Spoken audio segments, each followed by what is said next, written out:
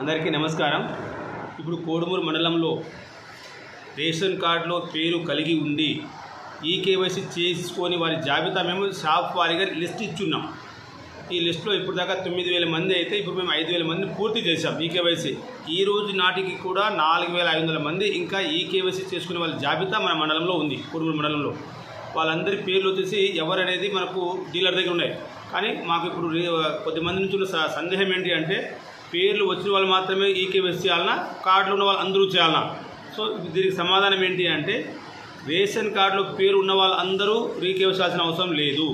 ఎవరి ఈకేవైసీ ఇప్పుడు దాకా కాలేదో అలాంటి వాళ్ళ పేర్లు మేము డీలర్కి ఇచ్చాము, వాళ్ళు చేస్తే సరిపోతుంది. ఇదివరకు పేర్లు రాలేదు అంటే వాళ్ళ పేరు ఆల్రెడీ ఈకేవైసీ అయిపోయింది అని అర్థము. సో ఇప్పుడు లిస్టులో ఉన్న వాళ్ళు మాత్రమే చాలా, లిస్టులో ఇవ్వని అవసరం లేదు. వాళ్ళందరూ వాళ్ళు ఈకేవైసీ అయిపోయినా వాళ్ళు బియ్యం కూడా అన్ని పర్ఫెక్ట్గా వస్తే ప్రాబ్లం లేదు.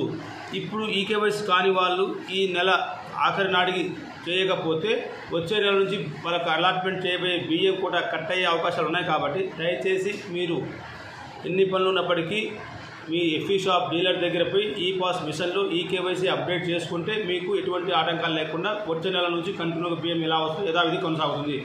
లేకపోతే మీకు రేషన్ కోటా కట్ అయ్యే అవకాశాలు ఉన్నాయి అని గుర్తించగలరు. Thank you.